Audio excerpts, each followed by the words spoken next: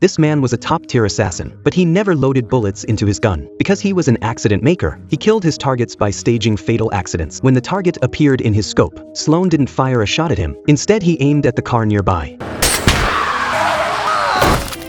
When the target died instantly, Sloan quickly packed up and left the scene. By the time the police arrived, they could only conclude it was a simple traffic accident, because Sloan's gun only fired a glass marble, not a bullet. That was how he perfectly carried out the assassination. But afterward, his boss told him to collect his payment in person. That was when Sloan felt something was wrong. Still, he trusted his boss and didn't think too much about it. But when he arrived at the meeting place, he was suddenly ambushed by a killer.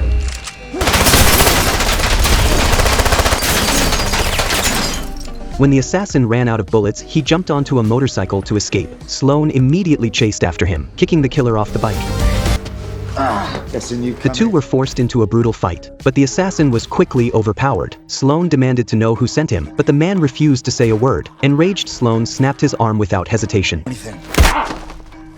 To avoid suspicion, Sloan staged the scene to look like another accident. Though he survived the attack, his ex-girlfriend wasn't so lucky. Late that night, Sloan received terrible news. His ex-girlfriend Beth had died in a so-called accident at home. On the day of the funeral, Sloan went quietly to the cemetery. He waited until everyone left before approaching her gravestone. But then Beth's friend appeared. She revealed a shocking secret. Beth had been pregnant. The truth shattered Sloan with grief. That night, the news reported the accident on TV. Brothers Craig and Hayden Sutton from North Acton both had a history of drug problems and long criminal records. They were found dead on Tuesday morning. Sloan was convinced it wasn't that simple. He knew all of this was far too coincidental.